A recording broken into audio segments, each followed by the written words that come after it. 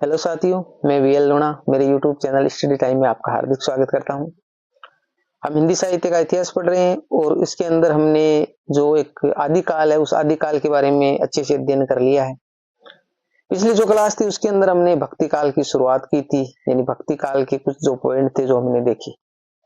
आज हम भक्ति काल के जो आगे का जो पार्ट है वो देखेंगे कि भक्ति काल है वो आया कैसे, यानी भक्ति काल का उदय हुआ कैसे। जो आदि काल था, आदि काल के बाद में ऐसी क्या परिस्थितियां पैदा हुई कि जिसके कारण जो आगे आने वाला जो काल है उसमें परिवर्तन हुआ और उसको भक्ति काल नाम दिया गया। तो ये आज हम इस क्लास के अंदर देखेंगे। ये जो सारी क्लासें हम इसके अंदर जो फर्स्ट ग्रेड के हिसाब से कर रहे हैं, तो ये हिंदी साहित्य का इतिहास और का व्याकरण, काव्य शास्त्र, पाश्चात्य शास्त्र, सारा जो हिंदी साहित्य के जो हमारा फर्स्ट ग्रेड का कोर्स है वो पूरा कंप्लीट इसके अंदर करवाया जाएगा। तो आप चाहे फर्स्ट ग्रेड की तैयारी कर रहे हो या फिर सेकंड ग्रेड की तैयारी कर रहे हो, दोनों के लिए ये अच्छी क्लास है। तो आप मेरे चैनल से नियमित जुड़ सकते हो। अभी तक चैनल को सब्सक्राइब नहीं किया तो सब्सक्राइब कर ले। वीडियो अच्छी लगती है तो इसको लाइक करिए, अपने दोस्तों के साथ में भी शेयर करिए। किसी भी प्रकार का डाउट, कंफ्यूजन रहता है तो भी मेरे को आप कमेंट कर सकते हो। बिना समय गंवाए शुरुआत करते हैं क्लास की। तो देखिए, भक्ति आंदोलन उदय के कारण, यानी जो भक्ति आंदोलन है वो आया कैसे, उसका उदय होने के क्या कारण थे। तो आचार्य रामचंद्र शुक्ल ने क्या माना इसका? हिंदुओं की पराजित मानसिकता का प्रतिफल माना। यानी आचार्य जो रामचंद्र शुक्ल है उनका मानना है कि जो हिंदू, क्योंकि जो मुसलमान आक्रांता आ रहे थे और यहाँ पर जो युद्ध का माहौल था, चारों ओर मारकाट हो रही थी, तो जो एक जनता है, जो हिंदू जनता है वो डरी हुई थी। और वो डरी हुई जनता है वो क्या चाहती थी कि वो एक भगवान की शरण में चली जाए। और ऐसा माना जाता था कि जो मंदिरों में जो लोग रहते थे, तो मंदिरों में ये जो मुस्लिम आक्रांत है वो उन पे आक्रमण नहीं करते थे। तो इन्होंने सोचा कि हम मंदिरों में जाकर भक्ति करने लगे। तो इसीलिए भक्ति काल का उदय हुआ और भक्ति है वो पनपी।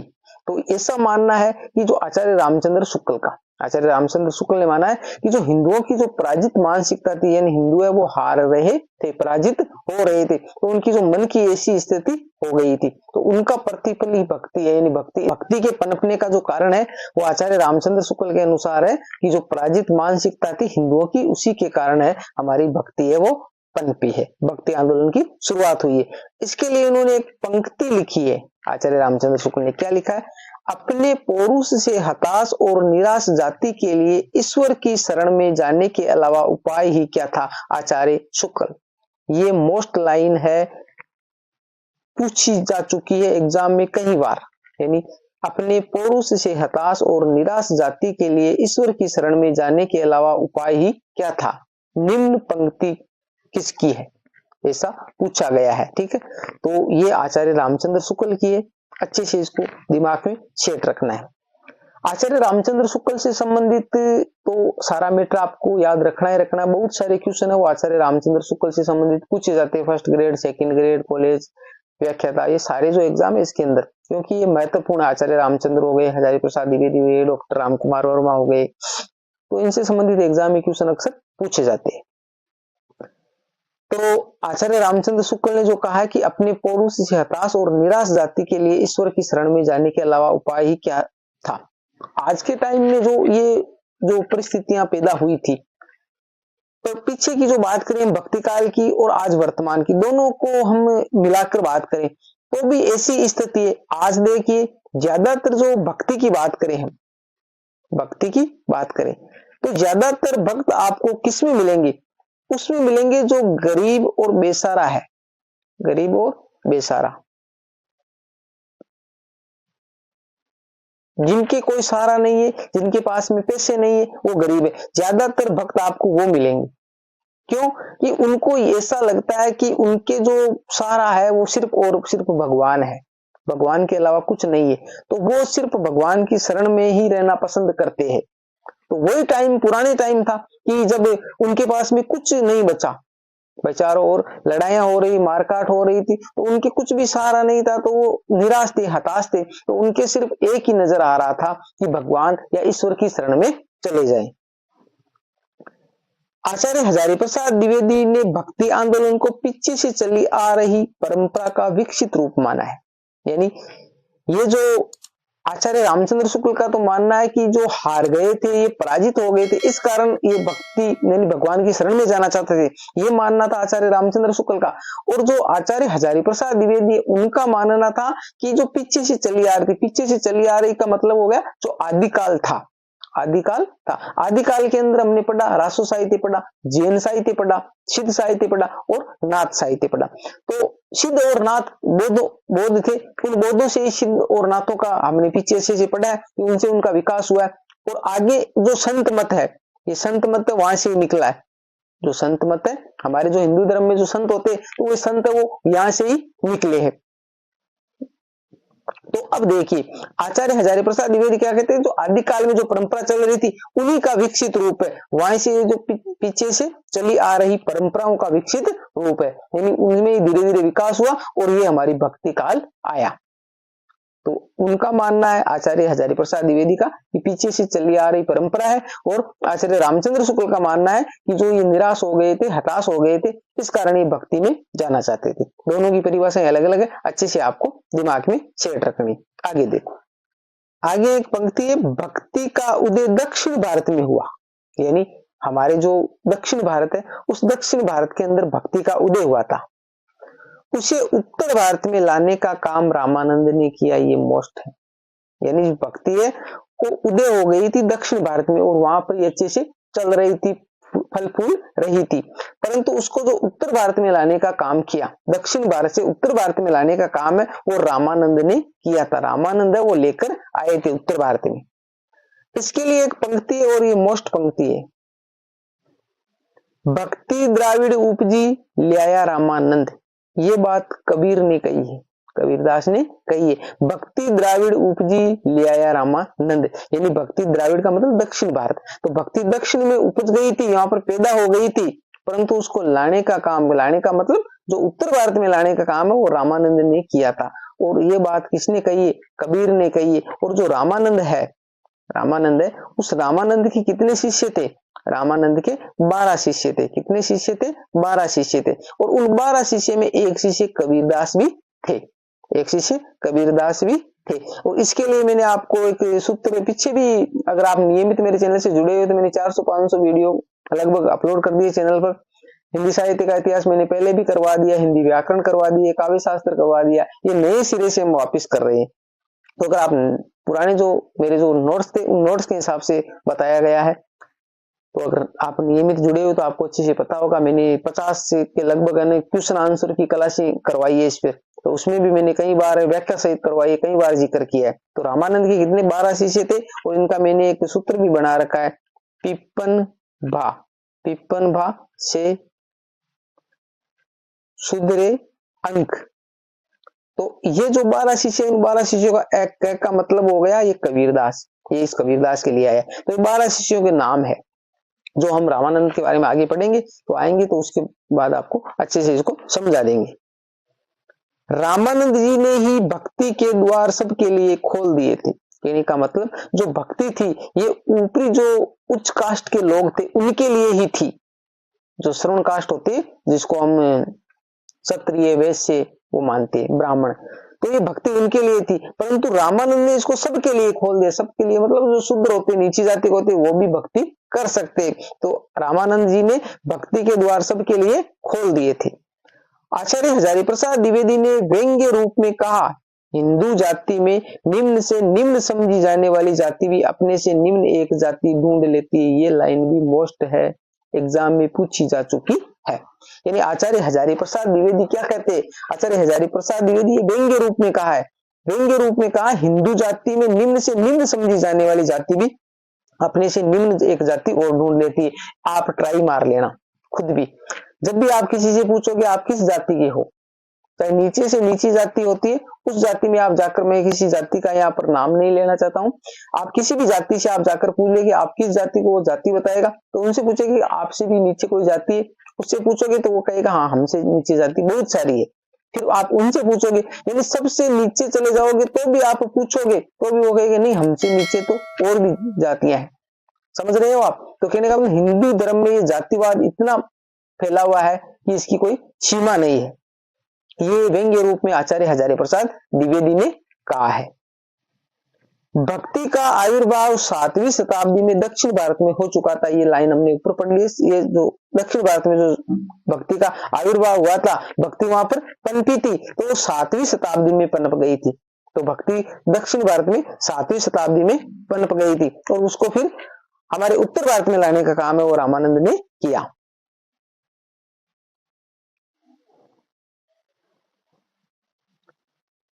वह शिवों को नैनमार व वैष्णवों को आलवार कहा जाता था। हम नैनमार और आलवार के बारे में पढ़ेंगे। यानी जो शिव का मतलब होगा जो शिव की भक्ति करने वाले थे। शिव है वो शिव को मानने वाले थे और वैष्णव है वो विष्णु की भक्ति करते थे। शिव है वो शिव की भक्ति करते थे और वैष्णव वो विष्णु की भक्ति करते थे। तो शिव है उसको क्या कहा जाता, नैनमार कहा जाता था और वैष्णवों को आलवार कहा जाता था। आलवारों की संख्या 12 थी। जिस प्रकार हमारे रामानंद के शिष्य कितने, रामानंद के शिष्य 12। देखो याद करने का तरीका बताएं आपको। रामानंद के शिष्य कितने, 12। आलवार भक्तों की संख्या कितनी है, 12। तुलसीदास के प्रमाणिक ग्रंथों की संख्या कितनी है, 12, जिसमें से 5 है वो बड़े ग्रंथ है और 7 है वो छोटे ग्रंथ है। तो तुलसी देखो 12 है सारे। तुलसीदास के प्रमाणिक ग्रंथों की संख्या 12 मानी गई है। आलवार भक्तों की संख्या 12 मानी गई है। रामानंद के शिष्यों की संख्या 12 मानी गई है। तो इस प्रकार आप अटैच करके इसको याद कर लीजिए। तो आगे देखो, आलवार भक्तों ने तमिल भाषा में पदों का गान किया है। यानी आलवारों की जो भाषा थी वो क्या थी, तमिल थी। यानी इन्होंने जो गान किया है आलवार भक्तों ने जो अपने पदों का, वो किस भाषा में किया, तमिल भाषा के अंदर किया है। आलवार भक्तों में आंडाल या गोंदा स्त्री भक्त का नाम प्रमुख है। यानी जो आंडाल और गोदा है ना वो एक ही नाम है। गोदा और आंडाल वो एक ही स्त्री का नाम है। जो आलवार भक्तों के अंदर एक महत्वपूर्ण भक्त कवित्री थी। ये नाम भी पूछा गया है कि जो आंडाल है वो किस संप्रदाय से थी, तो वैष्णव थी, नैनवार थी, आलवार थी। तो इस प्रकार अलग अलग नाम दी। तो ये आलवार थी और ये वैष्णव भी थी, क्योंकि आलवार और वैष्णव दोनों एक ही है।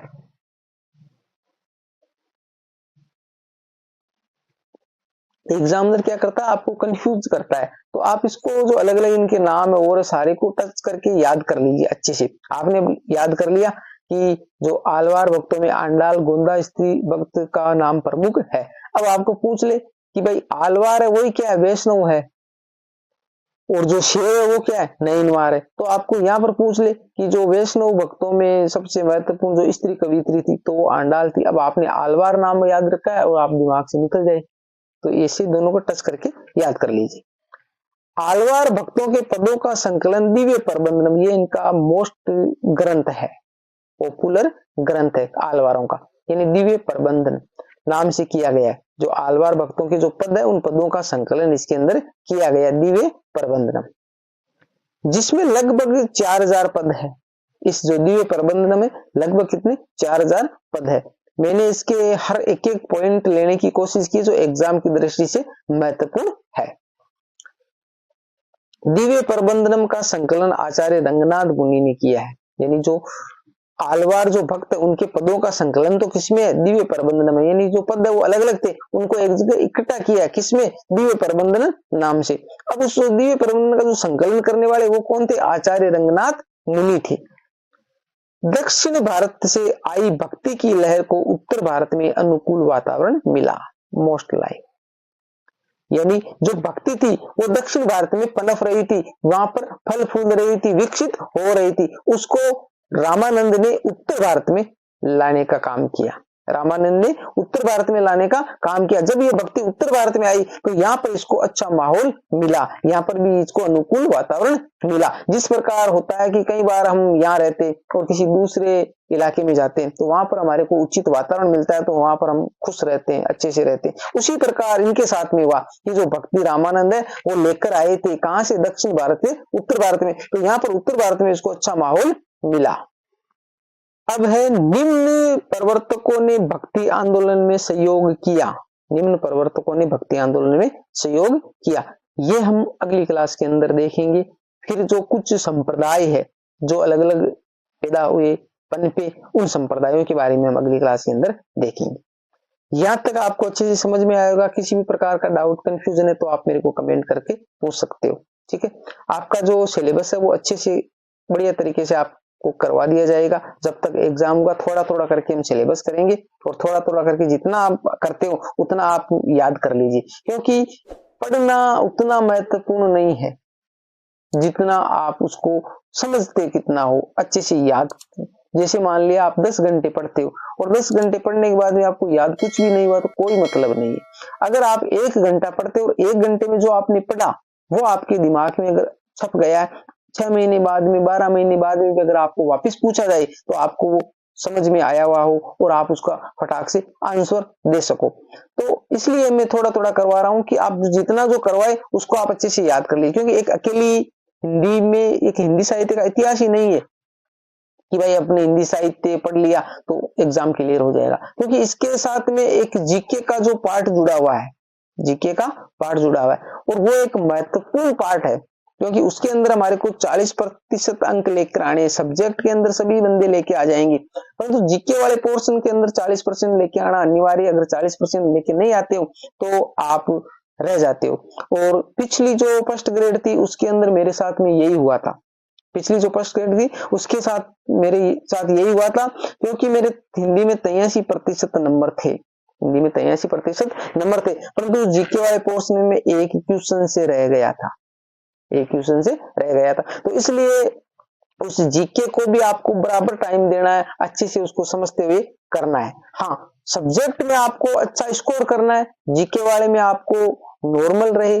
भाई 40% से तो बाहर निकलना ही है, बाकी 40% से कुछ ऊपर अंक हम लेकर आए और उसके बाद में हम इसके अंदर सब्जेक्ट में अच्छा कर लेंगे तो हमारा सिलेक्शन कोई नहीं रोक सकता। तो इसलिए मैनेजमेंट करके चलना होता है, अकेले आप इस सब्जेक्ट के पीछे लगे रहोगे तो अच्छी बात नहीं है। तो हम थोड़ा थोड़ा करके पूरा सिलेबस है, जब तक आपका एग्जाम होगा मिनिमम 6 महीने मान के चलो, 6 महीने का टाइम आपको मिल जाएगा, 6 महीने का टाइम मिल जाएगा और अच्छे से हम सिलेबस को कवर कर लेंगे। ठीक है, किसी प्रकार का डाउट कंफ्यूजन है तो भी आप मेरे को कमेंट करके पूछ सकते हो। ठीक है, अभी तक चैनल को सब्सक्राइब नहीं किया तो सब्सक्राइब कर ले। मिलते हैं अगली वीडियो में, तब तक के लिए जय भीम जय भारत।